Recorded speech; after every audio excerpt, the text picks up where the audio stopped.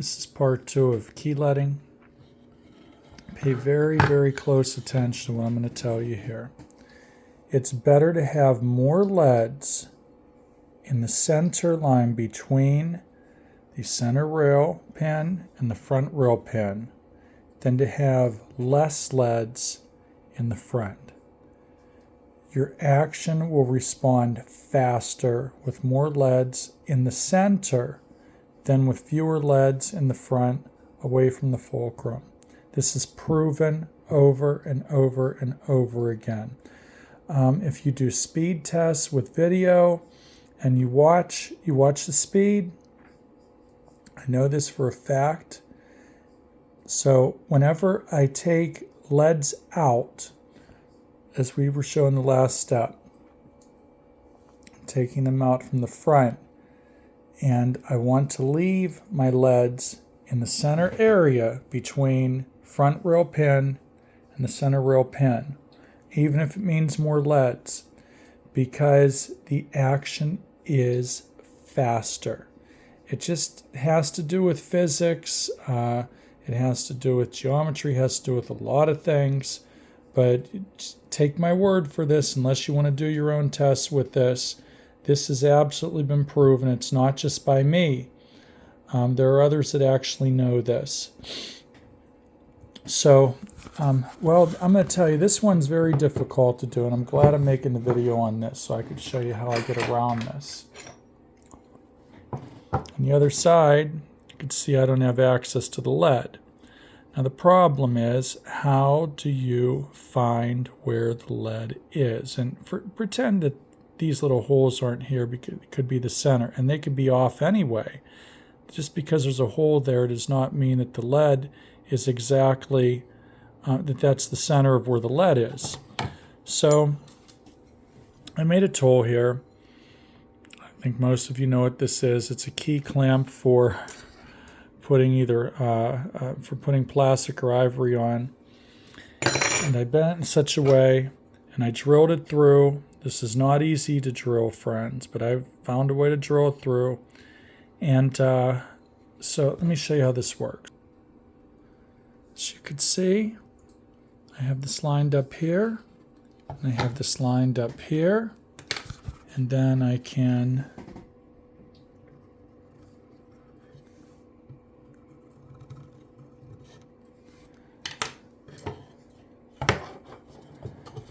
make my mark, and then I know right where to drill. Super easy, easy to do. Here's an example of where that hole does not line up in the center. This is why you should not use those holes as a guide. You should make something similar to this to really make this go easier for you.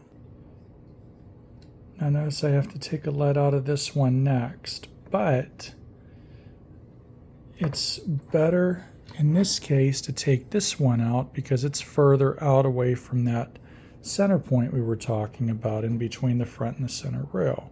So this lead's going to come out, not this one. If you do this way, you don't have to pull every lead out. You can use some of what's in there and still maintain a really good pattern starting in between the front and the center rail if you just leave whatever's there. So just take the outside ones out that's outside of that range. Our next step in this case, to where you cannot see the leads on both sides, is drilling. Do not drill with having these keys not completely flat. What I do, I just put something underneath of it. I'm not drilling that far. I'm just drilling just deep enough to where I start to really see the lead spread up from the bit.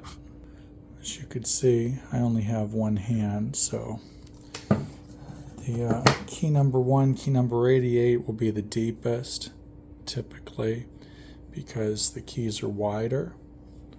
So you could see, though, I found the exact place using this little jig here. It shows me right where to make the hole.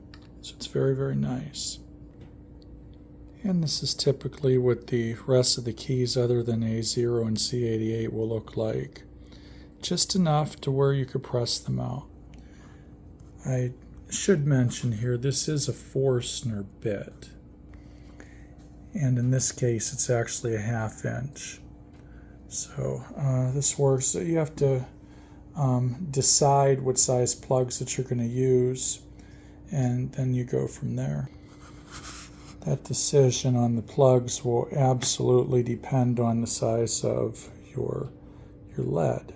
So you'll find that different companies and different pianos over the years, this is pretty standard 1/2 inch back then, but they are all different sizes now, and you'll even find some smaller ones, but I still use the same size plugs whenever possible. But sometimes you run to leads that are bigger than a 1/2 inch, and you have to compensate and make bigger plugs. We'll get into that in a future video. There's another nice reason why I can use a block. It comes to dual purpose. I can clean off my stand with it as well in between every time I drill. But it's very important that you put that key on top of here, because the keys, as you know, are dog-legged, and unless you plan on cutting the size of your table down, you really need to do that. The next step is to make a 5/8 of an inch hole in about a 1/4 inch worth of material. You want it thin as far as wide goes, not very wide, because you want to be able to set your key up so that you could press. Notice how now the cuts in the key do not interfere anymore, and you can get everything straight and everything flat. I use a tuning pin bushing punch to press the ingots out of the holes. So this is going to go up through here, and we're just going to use the drill press to punch them right out. Make sure you line up your table nicely around the hole, and make sure that you use a punch that's a little bit smaller than the ingots itself. You're going to find that you're going to have less problems pressing them out. They're going to come out smoother.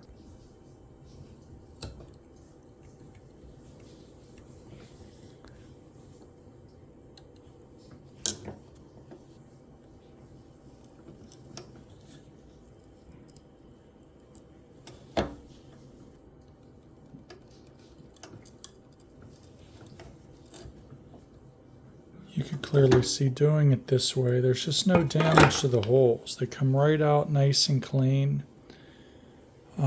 So this is going to be the end of this video, and we will make more to continue the process.